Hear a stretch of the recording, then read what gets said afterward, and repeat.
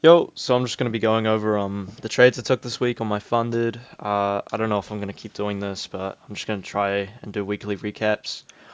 Um, yeah, let's get into it. So first trade I took on 1st of December was AUDJPY, 30 minute. We had this zone here, demand zone. Um, my reasoning, we had great structure, great zone, great liquidity. Kept breaking highs, came down pretty relatively well. I don't like this consolidation here, which probably caused the loss and the pullback.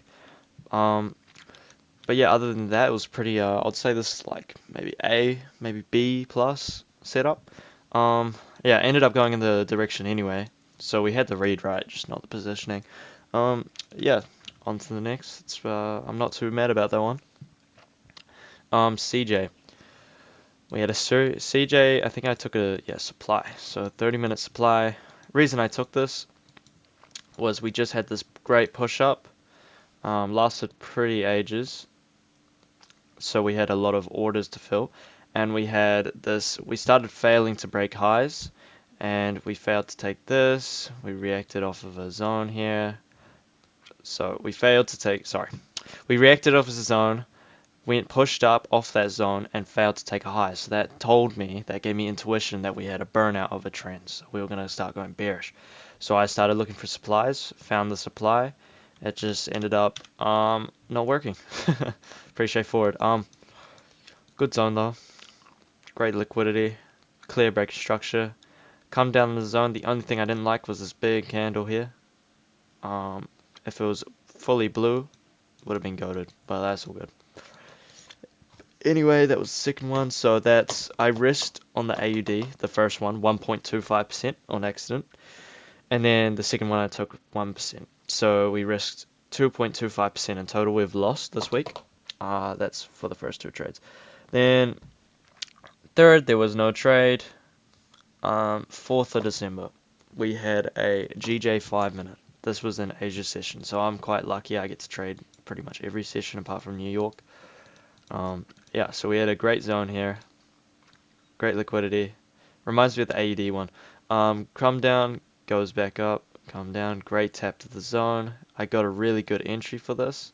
Held through this huge dip. I didn't really care if we touched this out because it was just such a good trade. You know, like you can't really be pissed off about these things. Did everything right.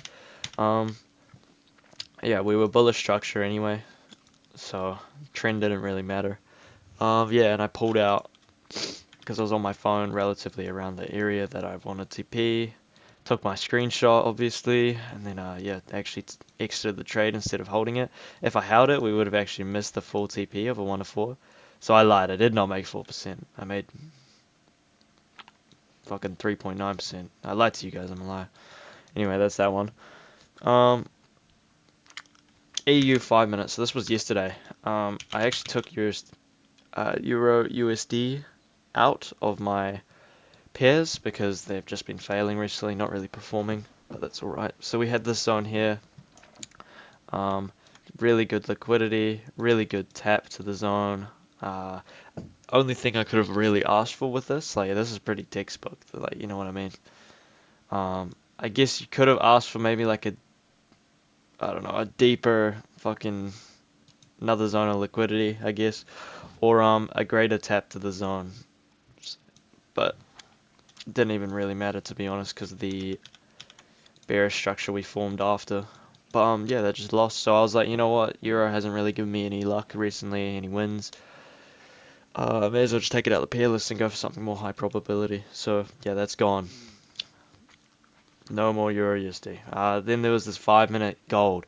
So this 5 minute gold, just before I show you guys, I'm not happy with myself for taking it. I'm pretty disappointed.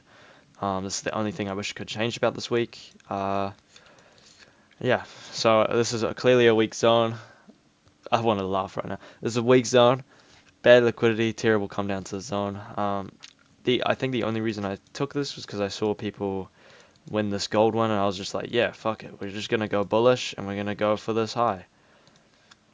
Which I was right, but we just took the wrong zone. Like, I think we end up tapping we took a accuracy zone here. So people that took this this doesn't even look good. Like they both look pretty dog shit, in my opinion. But you know, you could have taken that for a 1 to 4 if you wanted. Looks pretty weird, but yeah, that's what I took. But anyway, I want to talk about how for the XAU 5 minute minus another 1%. And the EU, I'm pretty lucky for the Euro USD because I was pretty sketchy about it. I only risked, I don't know why this was this number instead of 0.5%. I risked 0.3%. And could have been due to spreads or due to whatever situation. I can't exactly remember. Um, but yeah, I didn't actually take a very big loss on this one. But the gold, I risked 0.5%, which was pretty stupid because it's just not even a nice trade to look at. Yeah, so that leaves me a total of 2.2, pretty much break even. I think I'm a little bit in drawdown. I'm currently in a trade that's holding over the weekend, unfortunately, which is this CJ 30 minute. Um, I'll go over this in a second, but yeah, I'm holding this over the weekend. I don't really care if it loses or wins because it's just got high probability. We're reacting off of this 1 hour demand. Quite bullish. The reason I think we're going bearish is because we've got a lot of orders to fill down here, and we've already filled these ones. Continuously taking lows, reacting off a 30-minute supply and a 1 hour supply. Let me just go delete all this. Yeah, so this is 1 hour supply, 30-minute supply, pretty perfect.